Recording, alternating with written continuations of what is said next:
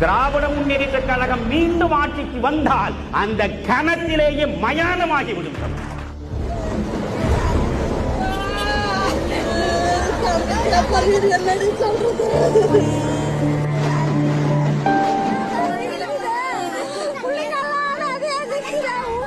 இந்தியாவிலேயே அதிகமாக இளம் விதவைகள் இருக்கக்கூடிய மாநிலமாக தமிழ்நாடு மாறிக்கொண்டிருக்கிறது. ஆட்சி அதிகாரத்தை பிடிக்க வேண்டும் என்பதற்காக இப்படி பேசியவர்கள் ஆட்சி அதிகாரத்தை பிடித்த பிறகு என்ன சொன்னார்கள் என்று பாருங்கள்.